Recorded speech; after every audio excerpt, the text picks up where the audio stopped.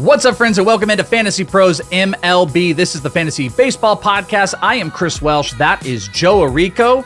We are not in the same room for this week, but what we are here to do is talk about 2026 rank risers. So what exactly does that mean? We are looking at players that have taken some significant rank jumps from 25 to 26 that if maybe you haven't been deep in the fantasy baseball streets, might surprise you. Might be surprised based off of some early ADPs that are floating out there where some of these players are going and where some of these players are ranked. For good or for worse, we are going to have those discussions. And Mr. Joe Orrico, we are going to be going positionally. So we got a lot of players to cover, but it is good to see you, even though it is not in person like our last live episode. There's nothing like doing a show in person in front of the live studio audience of, I think we got up to 12 or 15,000 people in the studio audience. No, I'm kidding. It was a great show though. 12 to 15, maybe, not 1,000. Yeah. It's a great time every year. If you guys want to come out next year, see us do a show, hang out at the bar, go to some panels, go to some baseball games. It is the best weekend of the year. Sad to be back, but happy to be talking baseball again. We're really ramping things up. Black Book chapters are in the rear view, so let's get it going, my friend. And a good thing about the first pitch conference and everything, it kind of kicks off there's a lot of early season draft. There's tons of draft discussion, and it helps the early curation of like what ADPs are going to end up looking like. So in this episode, we're going to be referencing some of the NFBC ADPs, which are like the earliest of early drafts. Obviously, we're going to tell you a little bit later about why Fantasy Pros are going to be able to help you out in the MLB season with the Draft Wizard. But, we got to get all the things open up and getting rocking. NFBC are the first collection of drafts, and it kind of gives us an insight not only into like obviously where we are going to rank players, that is its own thing, but where players are going versus kind of like the higher stakes, the really, really early adopters of fantasy baseball. And those ADPs are going to probably give a little narrative to what ranks are going to look like. So again, these are the 2026 rank risers, players that have made some significant jumps, maybe as a surprise to you, maybe some not so much, whether it is their overall or it is positionally where they're at, because there are some surprising ones. So as you said, let's jump into it. Let's start looking at some of the rank risers, and we will start with catchers. And there is no catcher to talk about other than Cal Raleigh at the very top. It's very funny, actually. During the AFL, I had a conversation with the Scottsdale Scorpions manager, former catcher Rene Rivera. We were discussing the day the MVPs were awarded. Shohei Ohtani had just got the award.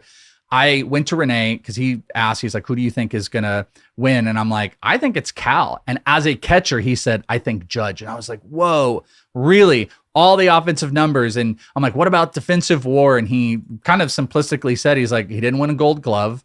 And at the end of the day, it's hard to win, with the sub average, with the sub 250 average. But we're not playing in those streets here. We're not playing in the MVP award case. We're playing in the fantasy streets where Cal Raleigh as a catcher had almost 600 at-bats, 60 homers, also stole 14 bases, a 359 OBP, which laid him up there pretty solid, 110 runs, 125 RBI. Those are 3 elite categories, almost elite for a catcher in stolen bases, a suboptimal batting average, but maybe the kind of most under talked about piece of this is he played like an everyday regular because of some of that DH was going out there. So he had significant at bats. He comes in with an ADP early on, top 20, 18 overall. So the question to you, Joe Orrico, is Cal Raleigh going to be worth this early rank rise in ADP that's being put out there? I can't see it. And I think I should preface this by saying NFBC leagues are 2 catcher formats. And I think a lot of people are playing with 1 catcher. So that will naturally push the prices up a little bit. But even in casual leagues, I could see Cal Raleigh being a 2nd round pick. And heck, maybe even a 1st round pick some of the time. You can see minimum and maximum pick on the NFBC. He's gone as high as pick 6. So there are people willing to take him in the 1st round. I can kind of get behind the logic in 2 catcher leagues. But honestly, I don't even think I can, because this is a massive career year. And whenever guys go off and have these explosive seasons, Matt Olson from a couple years ago comes to mind when he was the number 2 fantasy player. There's a lot of examples of guys just having one massive season. Expecting a repeat is probably not wise. Cal Raleigh could do exactly what he did in 2024 again. He could hit 34 homers, score 75 times, drive in 100 runs, and it would be a very good year for him. And it would still be very disappointing with a second round ADP. I think you have to expect some regression. Could he hit 40 or 50 home runs again? He could, but you have to consider he's in a bad ballpark. That is something that will impact him at least a little bit, right? If he was playing in Cincinnati or Colorado, that 60 home run total might have been up to 70 home runs, but being in Seattle does curb your offensive upside a little bit. I know it didn't this past season, but if you're projecting going forward, and especially with the second round pick, Cal Raleigh just feels too expensive for me. Yeah, and I think it's a great point, as should be noted, because we're only going to do one other catcher here, is NFBC does play up catchers, of course. Is that Cal Raleigh, though, is the one exception to the rule, where he is the guy that is going in the second round. I did an early draft on in this league. Everywhere I've seen, like, he is going on the back end of second rounds. Now, it might not be 18, if you're playing in a 15-team league, it might be in the mid-20s, but people are making the commitment to it. And I think he does have an advantage in that he plays a massive amount of games. He's going to hit a bunch of homers. He's going to hit in the middle of the lineup. They brought Naylor back. The things, like you mentioned, though, to consider, 32 of his homers did come on the road. He hit considerably worse at home. He ended up hitting only two, where did it go? I just had it. He ended up hitting 225 versus 267 home versus road splits. It's a really suppressive offensive ballpark. It's just a really big price to pay for a catcher. I can kind of buy into some of it, even in single catcher formats, because from, as Joe would say, an RPV standpoint, but you're just looking at valuation, he is so much better than the next player. You have that, but you're going to have to come to terms with that. This is a year where catchers are not going to come at a cheaper cost, even in singular catcher leagues. Cal Raleigh has raised the bar. And the next guy on the list is another one of those, because the thing we've always talked about is we're trying to pinpoint players that either can positionally stay out there longer. It's the guys that only play, 110 or 15 games that hold us back in the valuation. Another one of those was Ben Rice. Ben Rice coming in as the second rank riser here.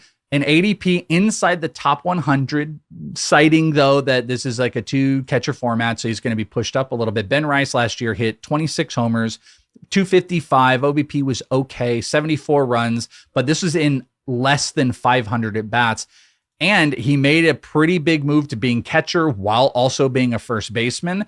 Regardless of where he plays, the only thing that we care about is if he cannot be in any type of a platoon and he can have significant at-bats, but he's going to have some position eligibility. He's a savant king on the hitting profile. Is Ben Rice a little bit more your speed? And what do you think about him as a rank riser? There could be upwards in single catcher leagues of like 3 to 4 catchers, which I don't like. Nobody tell Casey Bubba. But is Ben Rice one of those that you can stomach for his new cost? Yeah, Ben Rice is part of the reason why I don't see myself taking Cal Raleigh. Not just Ben Rice, but there are a lot of great catchers on the rise that we'll talk about over the next few months. Augustine Ramirez, Drake Baldwin. You can buy back in on Adley Rutschman, Samuel Basayo, Kyle Teal. Catcher is deeper than it's ever been. And Ben Rice, you might see, he's the 5th catcher off the board. Might give you some pause. It is absolutely deserved. You can kind of relate it to what Wilson Contreras had going for him last year, where he has catcher eligibility. He's going to be playing first base. You're going to probably get 550 to 600 plate appearances. And the data for Ben Rice was just off the charts, right? 26 home runs, especially in the second half. Ben Rice really took off, but was not overmatched at the plate at all. 18% strikeout rate, 9% walk rate. The 133 WRC plus really does stand out, because that was the same number that Jose Ramirez had. It was better than Tatis. It was better than Harper. It was better than Bobby Witt Jr. Ben Rice, I'm not saying he's better hitter than those guys going forward, but that shows you the ceiling that he has. A 15% barrel rate, a 55% hard hit rate. He is such a polished hitter. And I love him. If I'm speaking about a Yankee with this type of praise, I must love them. He makes a ton of contact in the zone. He does not chase. He does not swing and miss a lot. He's a star. I think Ben Rice is a star. And honestly, if he finished as the number 1 or 2 catcher next year, I wouldn't be surprised by it. I wouldn't either. I do got to say, though, if you want to, we're doing rank risers. If you want to look at somebody that has fallen in the ranks, one of the reasons I just can't buy the early cost. I mean, NFBC is a little bit skewed because of the 2 catcher thing, but there are 7 catchers inside the top 100. There's legitimately, though, I think 4 to 5 of those could go inside the top 100. And that ends with Ben Rice. Ben Rice is the 5th ranked catcher. So that's something in the rank rising you need to know. He's a top 5 catcher in here. I think they all in single catcher could go, but is Adley Rutschman. Adley Rutschman has fallen to the 11th catcher on this list. There's trade rumors. I know Sammy Basayo is out there, and by the way, Basayo comes in at 13. I think catchers are too plentiful, and when the cost is too rich, I'm not buying a lot of the rank rising, but get used to it because yes, you're going to see William Contreras up there, but the top 5, they're new names. Cal Raleigh, Shea Langoliers, Hunter Goodman, Ben Rice. Those are your new big end catchers that you're going to be paying a big price on. Speaking of a big price, let's move to first base rank risers. And we are going big right out the gates because it's time for you to know and understand that, ladies and gentlemen, Nick Kurtz is going to go off as the first baseman in a majority of leagues. I don't want to say in every single league because I think there are circumstances where, as we're recording this, maybe Pete Alonso could go to a destination that changes people's minds, Vladimir Guerrero in general.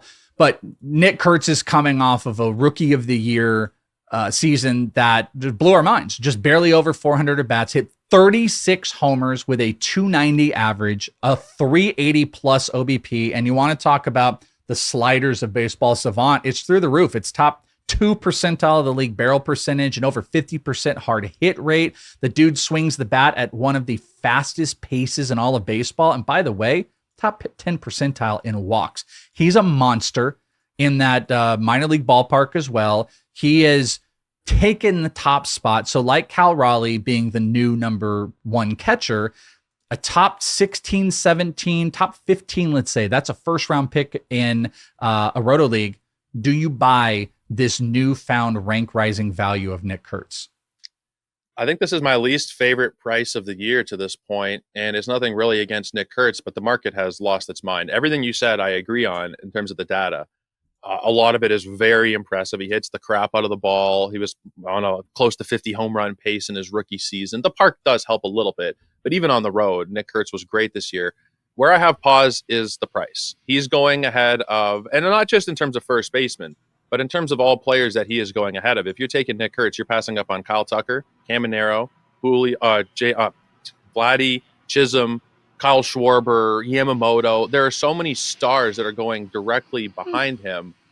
I just can't see myself taking a guy who is at best a 4 category contributor. He's not going to steal bases, but I also think the batting average is not going to be as high as it was this year. He was 290 with a 364 BABIP. The Steamer projections have him at 258. I think that's about right, if not even a little bit bullish. I think Nick Kurtz is probably a 240 to 250 hitter. Can't forget that he struck out 31% of the time. Doesn't have great contact numbers. 67% zone contact is not great.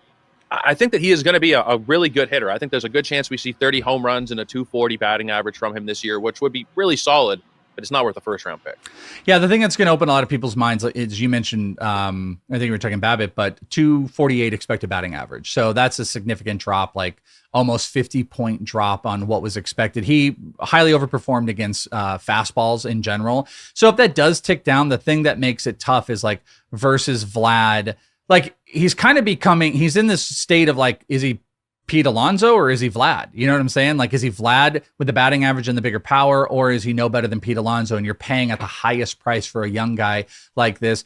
I also hate the strikeout rate. I do think this is a pretty tough cost here, but he has jumped up the ranks and taken over the top spot. His true ADP was 16. He comes in around 18 on the list, so it's going to be an early second round pick.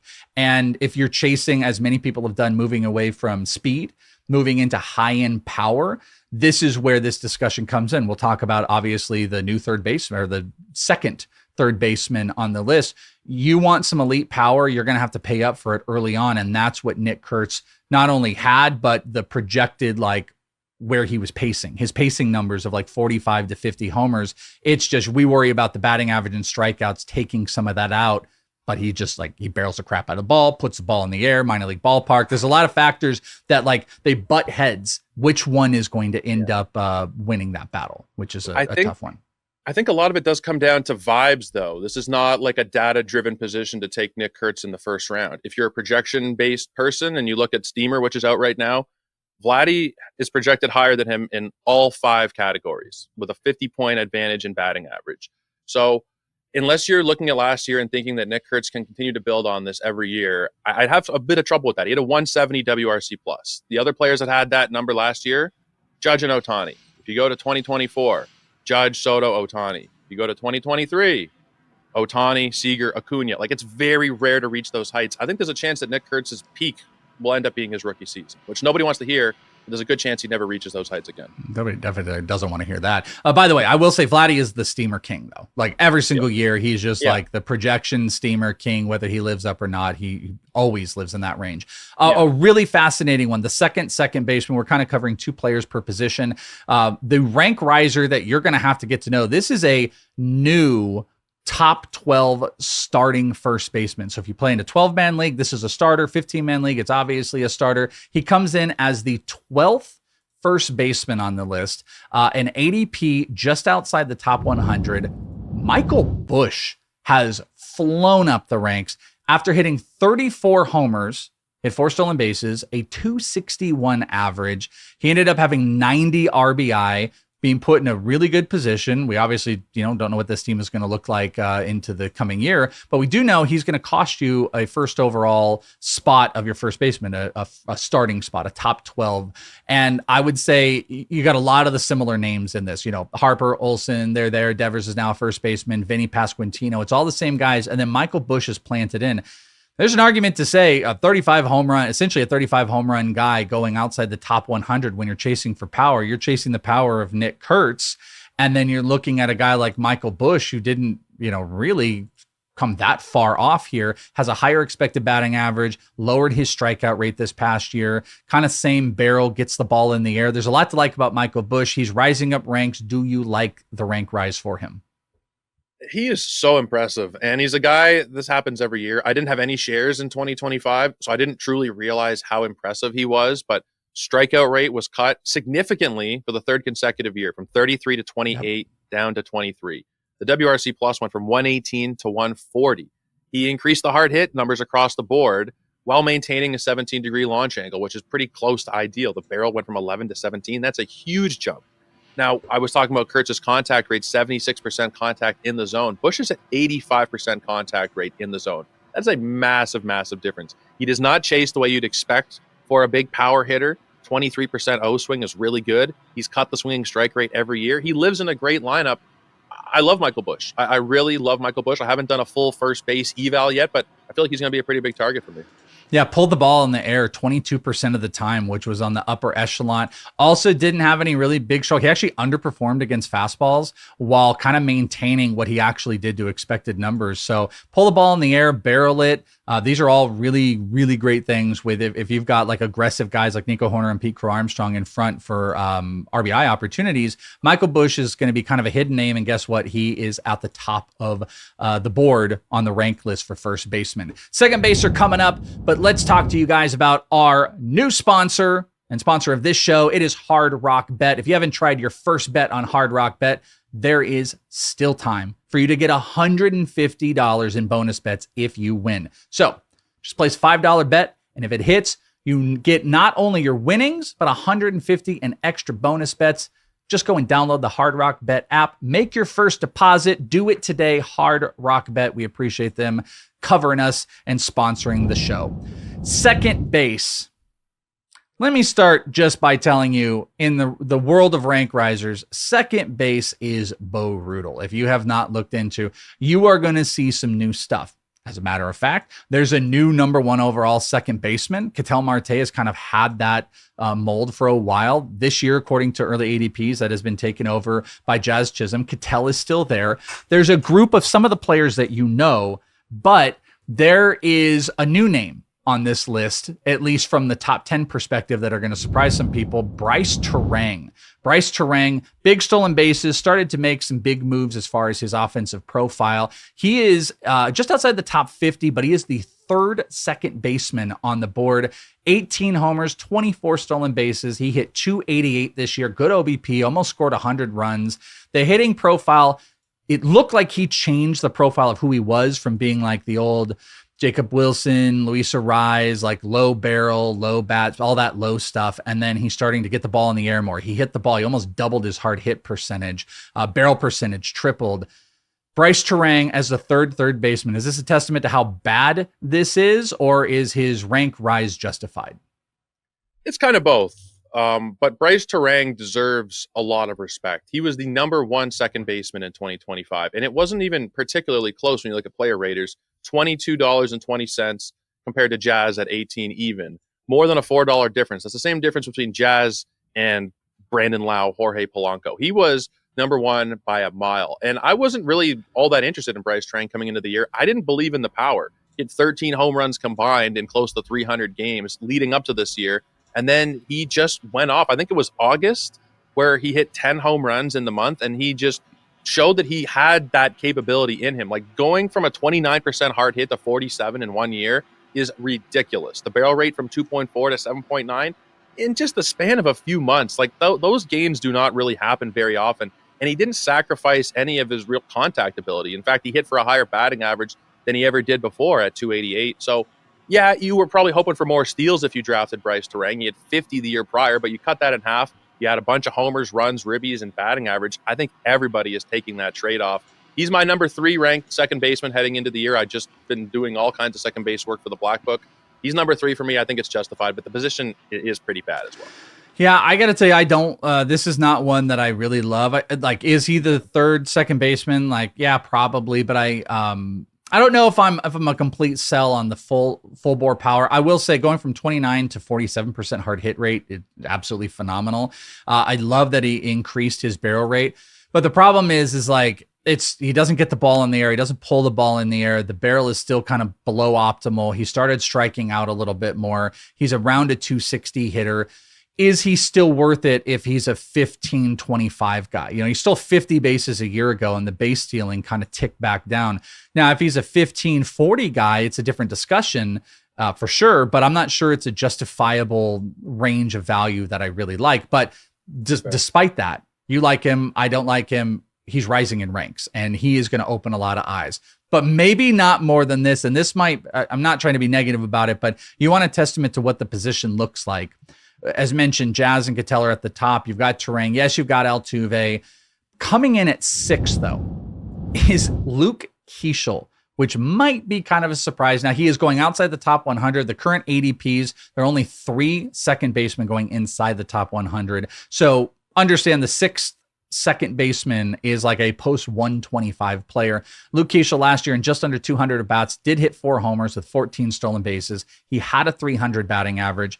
His expected batting average was closer into the 260s. He's kind of got to me, this is the old school Brice Turang profile. And I think, I don't know what Steamer has on it, but like the numbers look like they would pace closer to 35 to 40 with 12 homers. So if you want to pare it down, 10 homers, 30 stolen bases is actually not bad at the current cost. But again, this is the 6th second baseman. So we don't have to talk theory, which is probably telling you might want to target one of the elite second basemen if you get a chance, unless you really do buy some of the theoretical value like Luke Keaschall outside the top 125. What do you think about his rank rise, which is absolutely dramatic, above Ozzie Albies, above Jackson Holiday, and above pretty much everybody but 5 guys? It's a little bit too aggressive for me. I'm a sucker for a track record, and you guys have probably picked up on this even just over the course of this show. Guys like Nick Kurtz, who haven't done it a ton before, kind of make me nervous. And then you got Luke Keaschall, less than 50 games in the show. I just can't see myself taking him at all this year, because he needs to be your starting second baseman. Unless you took somebody who in the Turang, Marte, Chisholm group, and then you can put him in your middle infield or whatever. But he's starting for you. He's a starting player on your roster. And I don't know how great I feel about that, considering he doesn't hit the ball terribly hard. 31% hard hit rate. I'm being charitable with that description. He doesn't hit the ball hard at all. 5% barrel rate. The lineup around him is not great at all. Minnesota is a team that sold a lot of pieces at the deadline. I don't think that they're looking like a good team heading into 2026. And I think if you're looking at a guy who could potentially hit you fewer than 10 homers, I just can't get that excited about it. Even if he does steal 30, 35 bases, this is an expensive price for a massive unknown player in a bad lineup. So I can't really see myself paying it that often. Yeah, maybe. I'm a tiny bit defensive of it, just because like if I can get 30 plus stolen bases, I don't like the 10 homers. Like honestly, a guy, I would probably take a shot on a Jackson Holiday behind him, a Sedano Rafael that's got just like more potential productions. But Keaschall's a full representation of people chasing stolen bases. And I just don't think we have to chase stolen bases like we've done in the past. I mean, you could, if you want no homers with stolen bases, you could wait 50 more picks and get Xavier Edwards. Yeah. I mean, if Jose Caballero were to get a gig, that's kind of the same thing. So yeah, I guess like in general, maybe you're not you're kind of on the right space of it. But it's like he's like a Walmart version of Nico Horner, or you could say a cheaper version of Nico Horner. The problem is he's like 1 round lower than Horner. So he should get prime spots in the lineup, but there's just not enough good players in there. So yeah, I guess at the end of the day, the rank rise feels a little bit odd, but it doesn't matter. He is a dramatic rank rise at the second base position. And, you guys are just going to have to come to terms with it. Let's go to shortstop.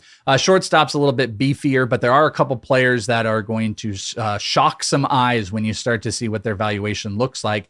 And the first one up is Zach Neto. Obviously, if you've rostered Zach Neto, you're not completely surprised by it. He does miss time, but he was able to get 500 at-bats last year with a 26-26 season, 26 homers, 27 stolen bases. His batting average is always kind of slunked a little bit, which you'd like to be higher, but he had 82 runs. So if you start pacing out, the floor seems like he's a 25-25 guy, and you probably can get 60 to 70 RBI, 80 to 90 runs. If things were to work out in a positive range, maybe he's a 30-30 guy with 100 runs. I mean, that's kind of what we end up looking at with him.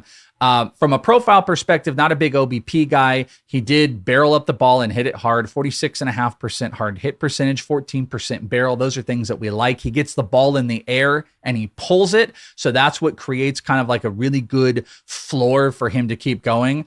His ADP is inside the top 35, though. He is the 6th shortstop off the board, but that is a top 35 overall price.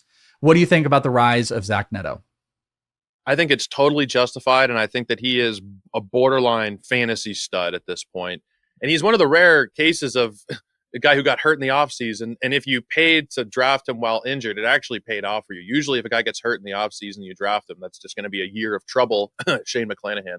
But Zach Neto, even in 128 games, 26 and 26, you mentioned the runs at 82. For the Angels, 82 runs in 128 games.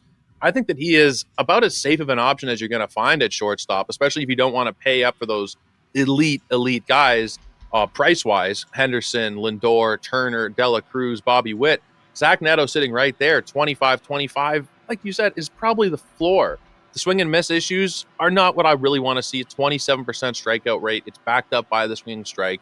Chases a little more than I would like, but he will run. The Angels do not care. They will let him run. He's been caught 19 times in the last 2 years. He's stolen 56 bases, but they will not put any light up on Zach Neto. He could probably steal 35 bags in a whole year. The power is legit. The lineup around him is not amazing, but as he showed this year, didn't really hold him back in the counting stats. I think Zach Neto is one of my favorite targets at short this year. And those projections, 133 games from Steamer, 26 and 27. They think he'll do it exactly over again. Yeah, and I like that. The thing, I would love for the whiffs to go down and the chase to go down. One thing to watch is he did underperform against fastballs. 19 of his 26 homers came against fastballs, and he underperformed from a batting average perspective. He hit 271, expected was 293, so you love that. But he overperformed against secondary stuff while also whiffing more. So what I'm getting at is like, is this going to be a year where the league is going to throw him less fastballs, more secondary stuff, and the batting average kind of tracks down a little bit?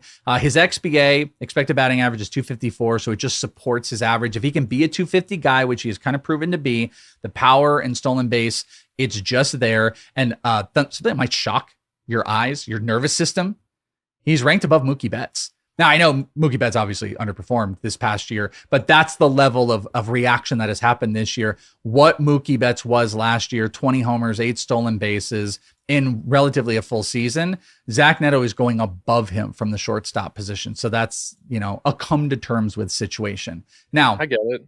Yeah, we get it. And, I want complete players where I can. I think you can make up the batting average with Zach Neto, and he kind of provides in all those spots. That's why he's worth it. Big power speed combo players are players that you can make bets on.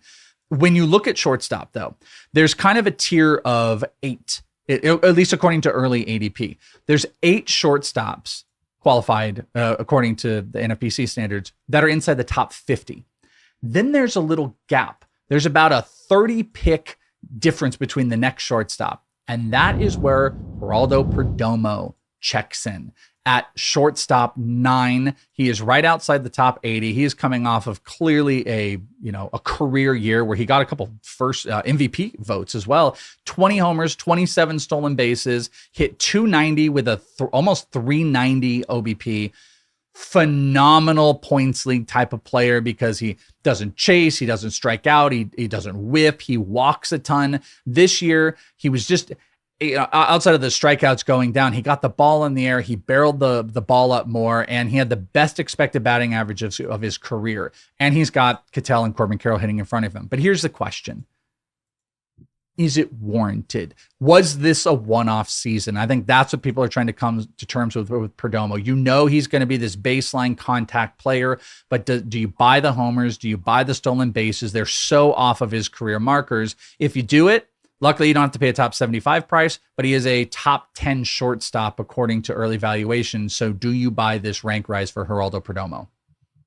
I mostly do. I don't know that I buy into everything. And like you mentioned, some of the things, like the speed is a little bit interesting. He's a 44th percentile sprint speed guy stealing 27 bases. I don't know if we're going to see that again. 20 home runs with a 6% barrel rate, decent launch angle at 15 degrees, but he doesn't hit the ball terribly hard. I would probably take the under on homers and stolen bases. Now just from a profile perspective, guys who walk more than they strike out, it's a way to tug at my heartstrings. There was only 2 of them in Major League Baseball last year. It was Luis Arraez and it was Geraldo Perdomo among qualified hitters. He is a great overall hitter. I don't know how much that will translate to fantasy success necessarily going forward, especially with the top 100 pick. A lot of this was probably volume-based. 161 games, 720 plate appearances.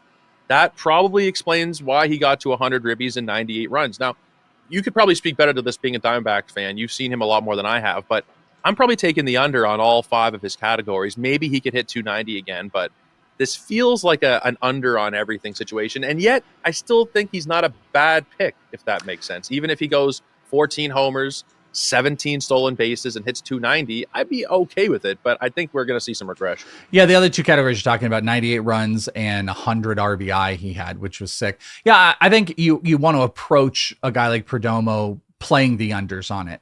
But the thing you have to remember is if he is hitting 3, you've got Corbin Carroll and Keaschall in front. If he's leading off, you have Keaschall and Corbin Carroll hitting behind. If he's hitting 2, you have one of Keaschall. You get the point here. There are run and RBI opportunities abound. Plus, I think the stolen base numbers can continue. I think it's maybe closer to 20. I think what you have to figure out is if he's a 15-20 guy with 90 runs, 90 RBI, and he's hitting 290, is that worth?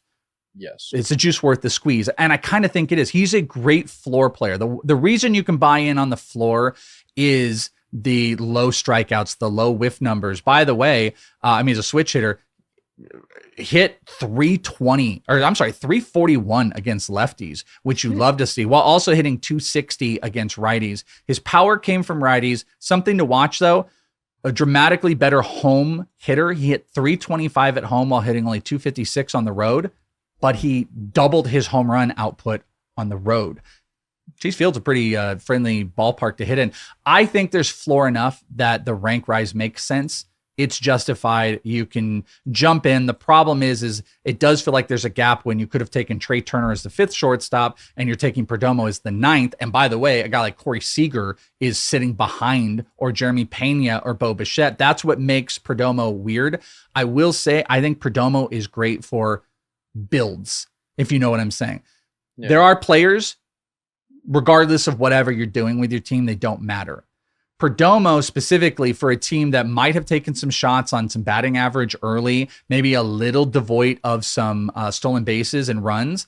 Perdomo is a player that I think fills those categories well. Make up the batting average a little bit, make up some speed if you got the Nick Kurtz or the Camineros early on, and he can help you with runs. I think he might be a little bit more build specific than some of the other players because it's hard to deny that there isn't incredible value on Jeremy Pena, Bo Bichette, Corey Seager behind him. But the whole point is to tell you his rank has risen into a top 9 shortstop in fantasy baseball. One quick thing. You mentioned Marte. Do you think he comes back? Because I know there's been all the talk about like maybe he gets traded or something. Do you expect him to be back in 2026? Yeah. I mean, this isn't like a show for trades or anything like that, but I do expect Ketel Marte to be back. I think it would take heaven and earth for them to move because they want to still be competitive. And that's why I think the top of the lineup is fascinating for the Diamondbacks with a guy like Perdomo, because if you're running Carroll, Marte, and Perdomo out there, it creates an incredible floor for all of these players. All right, enough about those Diamondbacks. We've got third base, outfield, and pitching coming up, but let's talk about the draft wizard. Because championships are won at the draft, and that's where FantasyPros MLB Draft Wizard gives you the edge. Doesn't mean it's won in the first round. It's run and won throughout the entire draft. And FantasyPros Draft Wizard is going to follow and help you through the entire draft process. You can sync your league in seconds, run realistic mock drafts using your exact league settings.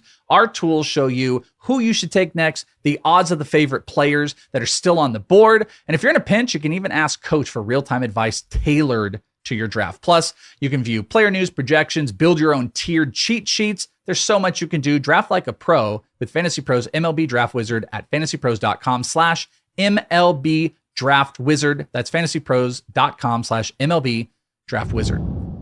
All right, let's go and take a look at third base. We've kind of been alluding to this guy. This is a very similar conversation to Nick Kurtz that we had. We got to talk about the new rank change of Junior Caminero. If there wasn't a guy named Jose Ramirez, we would have a brand new third baseman, just like with Nick Kurtz on this list. But, you know, Jose Ramirez is a unicorn. But Junior Caminero might be a power unicorn. As a 22, 21-year-old, hit 45 homers with a 264 batting average, scored 93 runs, did steal 7 bases, not a big OBP guy, popped out 110 runs.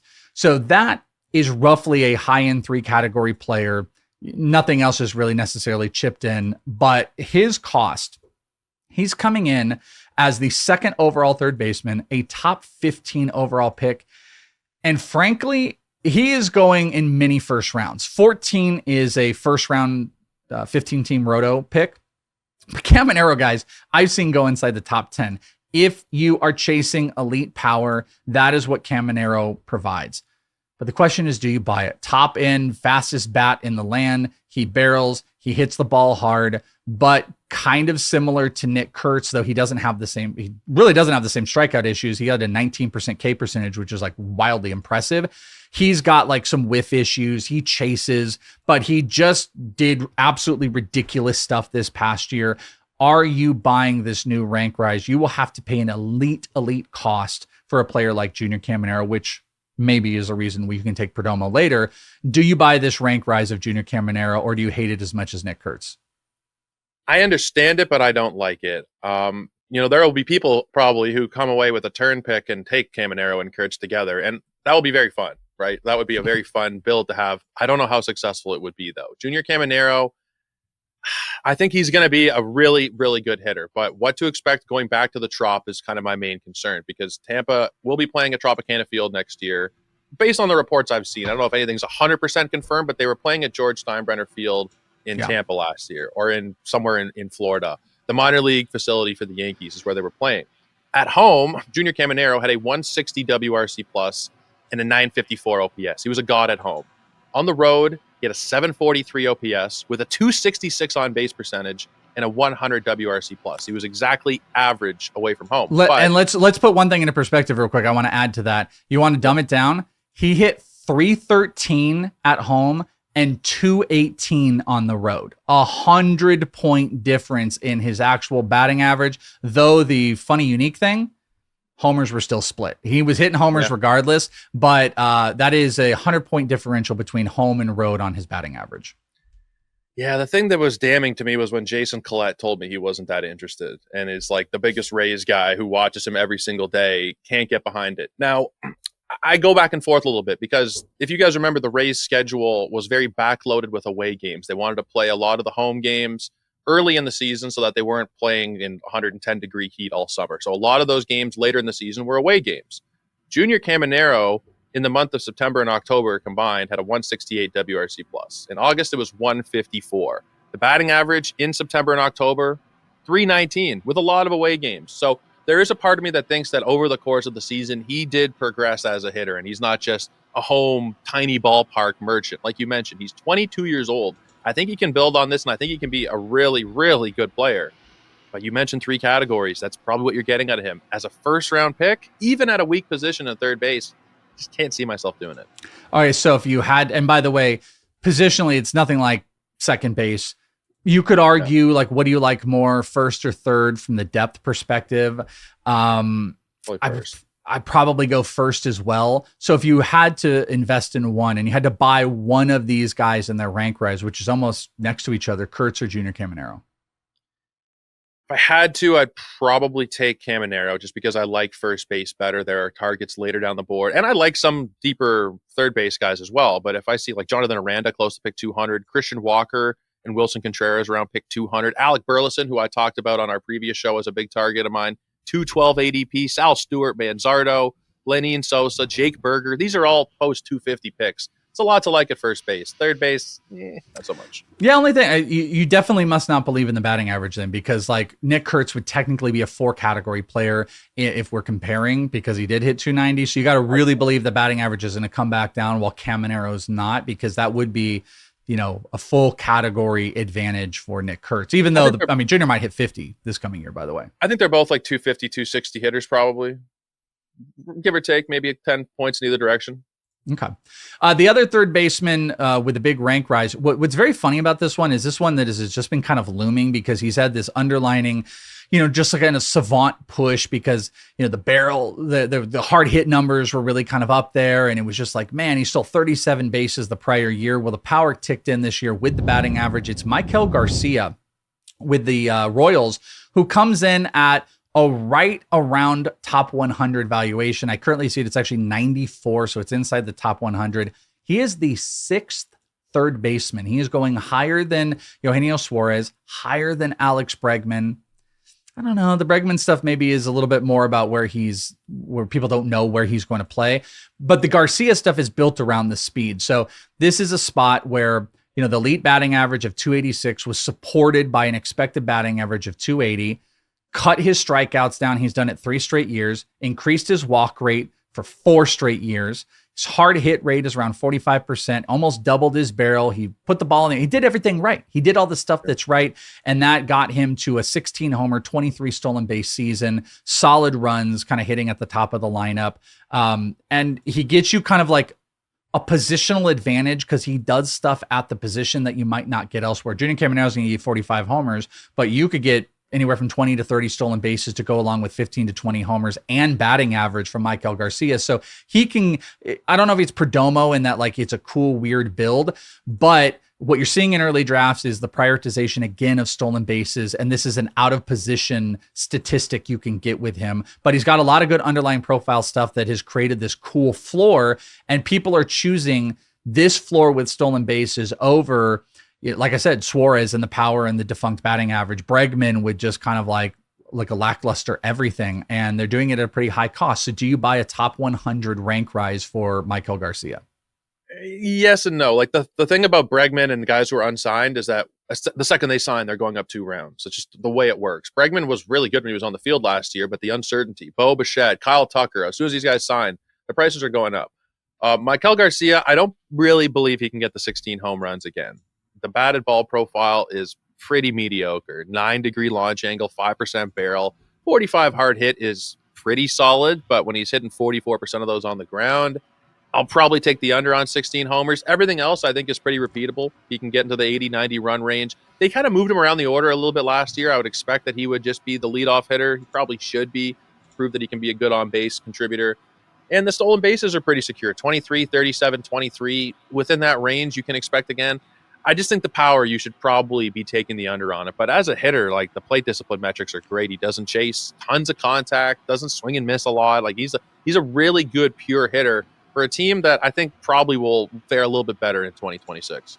Interesting number. They have the expected home run totals on Baseball Savant. He was actually projected for 1 more homer, not like an under. So the expected home run total liked him for a little bit more. He increased. They have this no doubter percentage, where you're hitting homers at a level that is going in most all ballparks. It's something to definitely watch for. He has also increased his pull air percentages 4 straight years. 4 years ago, he had a 5.9% where he pulled the ball in the air, 16% this year. So he's tripled it over the 4-year marker. So when you hit the ball hard, you get the ball in the air and you pull it, good things happen. The problem is he's got some other stuff where he's not barreling the ball enough, which you want to see a little bit more, but people are chasing stolen bases and that's what ends up happening. All right, let's go to the outfield. And we're going to give you a board of 3 outfielders that are fascinating rank risers this year, and we'll do some kind of quick hits on them. The 3 outfielders that have moved up that we've highlighted. Number 1, Roman Anthony. He is a starting top 12. If you're playing in a head-to-head, he is ranked out as a top 12 outfielder this year. ADP is right outside the top 50. Byron Buxton is going to be a 1 to 2 outfielder for most people this year based off of what he did last year. There's a heavy buy-in. It's top 75 in current cost. And speaking of stolen bases, I really debated this in the offseason. I kind of thought he could push as high as the top 75, kind of cool towards the end. But Chandler Simpson essentially is a starting outfielder in even a 3 outfielder league. It's outfielder 37. He's just inside the top 150. It's an ADP of 154 here.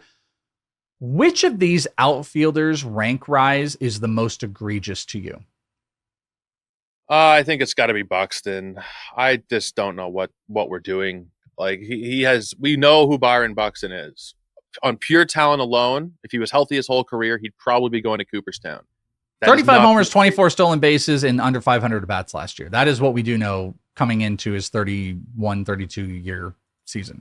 When he's healthy, he's great. No question about it. Well, no question about it. If you turn the injury sliders off from day one, I think Byron Buxton is a Hall of Famer. But if you look at the games played every year, going back to 2017, where he had 140 games, 28, 87, 39, 61, 92, 85, 102, 126 being the high water mark does not give me really that warm and fuzzy feeling. He's going to be 32 years old next month. A week before Christmas, he'll turn 32. I just can't see myself investing in him with that price. That's a crazy price. Top 75, top 20 outfielder. You might get 45 games out of him again. Maybe he plays the whole season, but the odds are against it. I just can't see it. With outfield being, especially if you are playing in a 3 outfielder, more shallow, casual type of league, I cannot see myself taking a risk here. With a 5 outfielder league, maybe you feel okay, I need more outfielders. I have to take the risk.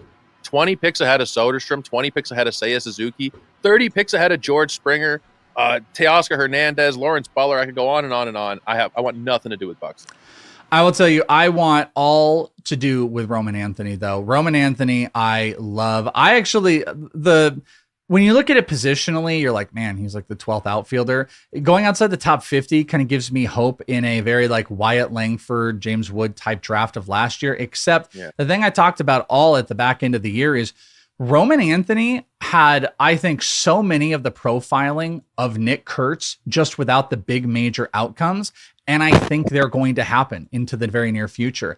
He had a 60% hard hit rate last year. Absolutely elite. 15% barrel. Elite. 94.5 average exit velocity. Love, love, love. Sliders across the board. Though he did whiff, he did not chase a whole bunch. Great bat speed. Hits the ball incredibly hard. Expected WOBA was in the top 10 to 15 if he qualified. He had 8 homers, 4 stolen bases, and 257 at bats with a 292 batting average. So if you play extrapolation game, you're okay, Welsh, well, that's a 15-10 guy or maybe 20-10 guy.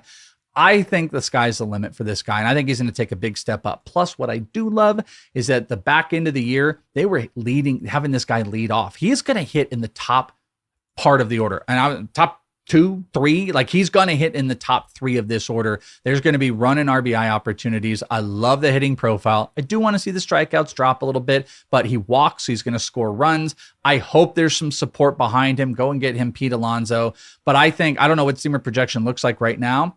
I think it's too low. I think Roman Anthony is a guy that we can push 25 to 30 homers. I'm not really bank on the stolen bases, 10, 15 if I was being super optimistic, but I think he's a relatively high 4 category player. So I love Roman Anthony. This is one I'm definitely bought in on. This is a rank rise that I actually think could go even higher. Oh, I'm surprised it's not higher because when you look at the last couple of years, you mentioned Wood and Churio and Langford. By the end of draft season last year in the main event, which is the signature contest on the NFBC, it's $1,800 USD buy-in. It's big time. Wyatt Langford was a top of the second round pick. He was like 16, 17 overall. This is the same type of profile, the top prospect. You get a little bit of cup of coffee. He looks good. I'm surprised that the price is this low. And I think Roman Anthony hits a couple of hard homers in spring. He's a third round pick probably. But that hard hit rate you mentioned, 60.3%. Among all players with 300 plate appearances in the big leagues last year, number one.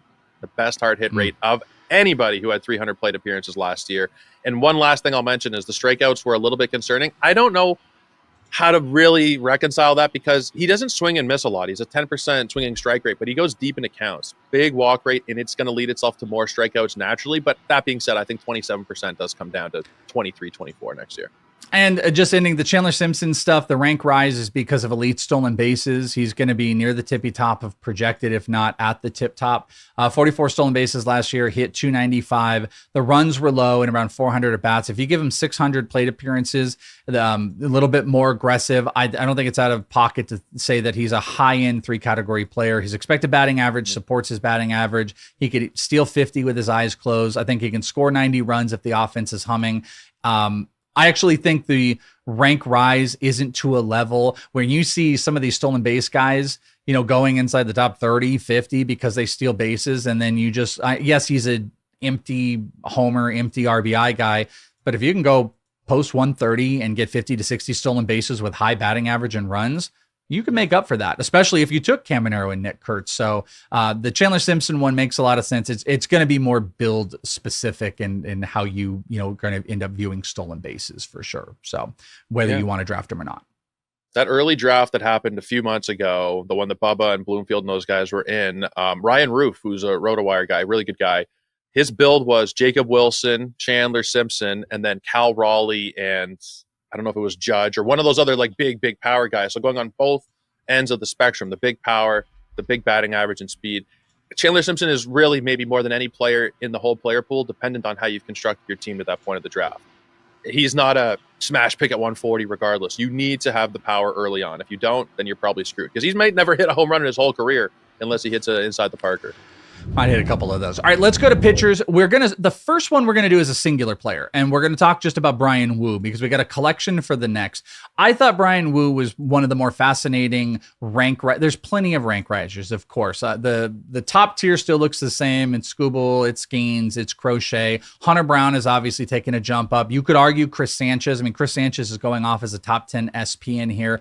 But I wanted to put a focus on Bryan Woo, who comes off as the 12th starting pitcher. It's like the 16th pitcher on NFBC, but the 12th starting pitcher. So in a head-to-head, that is an SP1 of SP1s. And he's coming off a phenomenal year, got hurt in the playoffs, which kind of took him back. But 2.94 ERA, 186 innings, just short of 200 strikeouts, a .93 whip, 27.1 K percentage to 4.9 walk percentage, one of the lowest walk percentages, big increase in K percentages, which you really, really love to see.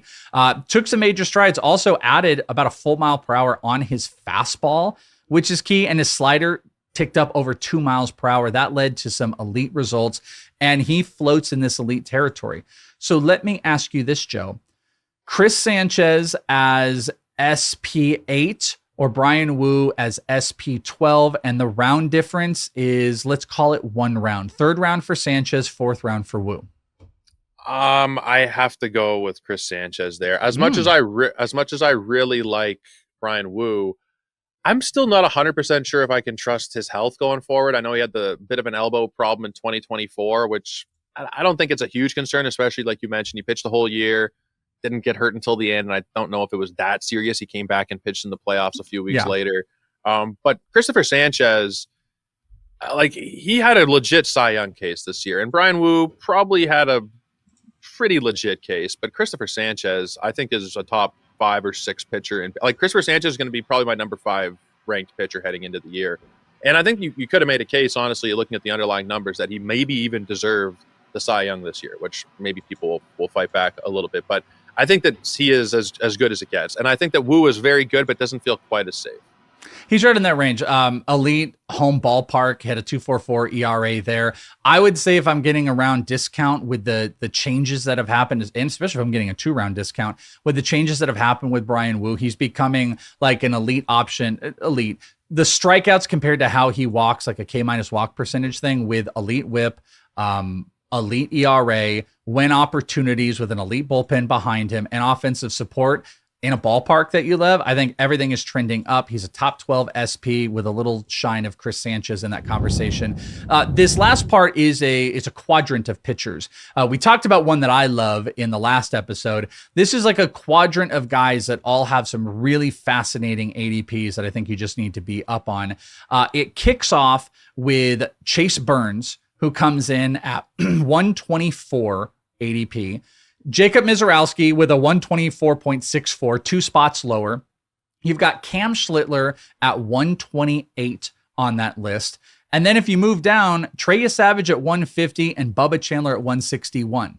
The point of this, these are all roughly inside the top 45 SPs, which are all going to be significantly rosterable, especially as like your starters you're going to be counting on. The ranks have changed. The highest, though, being Chase Burns and Jacob Mizorowski.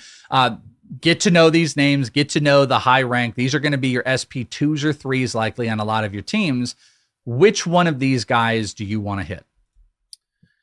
So I'll fight the urge to talk about Trey Savage, and I'll go with Jacob Mizorowski here. I think that, he was a polarizing player last year. People were mad that he was named an all-star and he kind of faltered down the stretch a little bit. And it was a bit of an odd debut for him, pitching in relief in the playoffs, etc. But the underlying skills here are so, so good. The thing that is the main concern is the walk rate.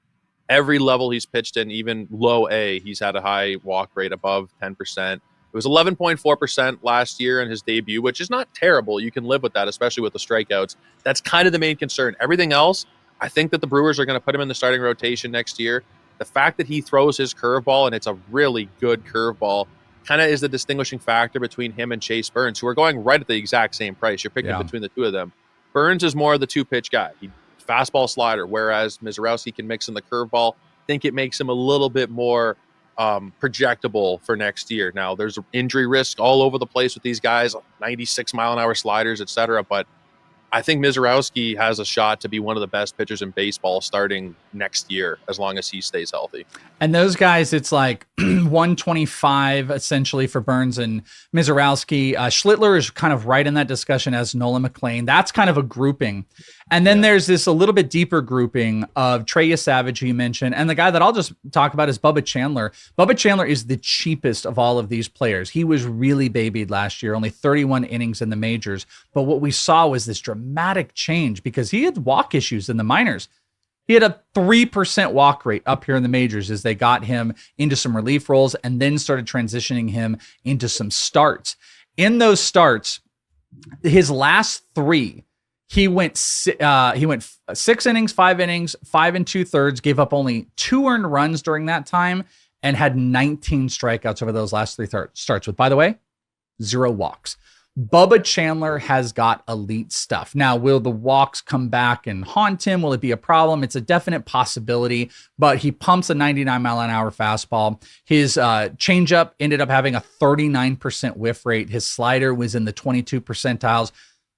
The Pirates look like they actually want to compete a little bit, get some pieces out there. And I think what they're telling us is we are going to get a full season of Bubba Chandler. And I think at this cost, he has as much upside as every single one of these young pitchers. Team context is a little bit of a question, but the cost is around 40 spots lower than the Schlittlers and the Jacob Mizorowskis of the world. There is inherent risk, but I think the rank rise is fascinating of all these young guys. And I think it behooves everybody to try to get one of these because Mizorowski, Burns, I think they've got, and Chandler have incredible strikeout upside. Savage and Schlittler might have a little bit more floor, both with like playoff runs and a little bit more poise. So all of those guys really jump out as fascinating rank risers.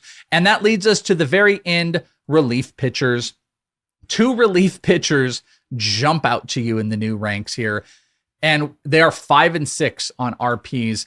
Cade Smith, got to give the caveat, NFBC jumps up relief pitchers in this roto format. Everyone needs closers. So sometimes in a standard like home league, you can almost cut these in half by value.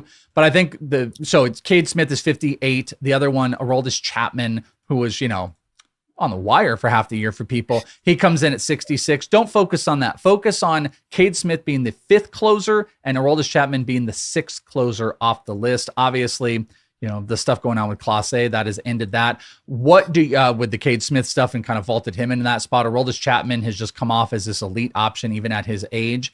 What do you think about these two massive rank risers in the relief market? That's going to see a lot of the normal guys. You're going to see Andres Munoz. You're going to see Edwin Diaz. You're going to Josh Hader. You're going to see the guys that you normally know. And then these guys are thrust into it.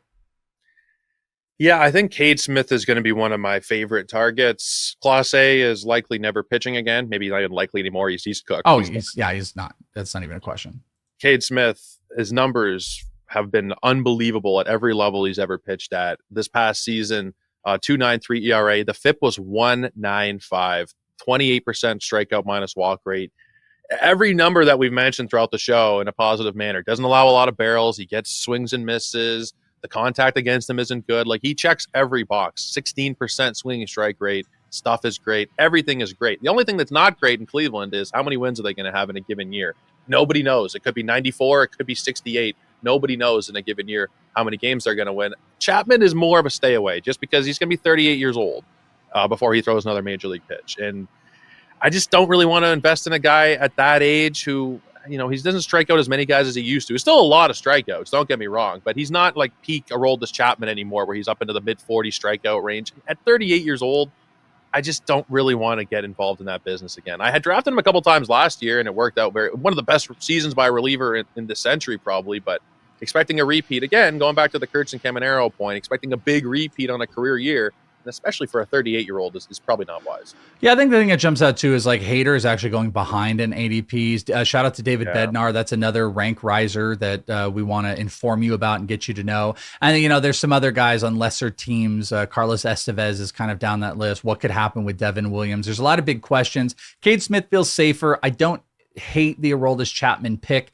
as far as getting saves on that team, but there are some massive changes in the closer market, and Cade Smith is one. Cade Smith and even David Bednar really jump out to you, and I think the shock of seeing Aroldis Chapman where he is a surprise to everybody. What was a surprise to you? What is your favorite player that is jump rake, and what's the one that you hate the most? You can talk about the ones that we talked about, or you guys can check out where either some of the early ranks are or ADPs across the board. What do you hate? What do you love? Drop it in the comments below as we get you through into the new year of 2026 with these rank risers. That is going to do it. Make sure you guys go over to Fantasy Pros, get locked in for this upcoming season. Make sure you're subscribed on the podcast, and make sure you're subscribed right here on the YouTube. Hit the bell so you're notified of any of the new stuff that we got going on, because we're about to hit into overdrive. That's Joe Orrico. I'm Chris Welsh. I hope you guys have a fantastic one, and we'll talk to you next time right here on Fantasy Pros MLB.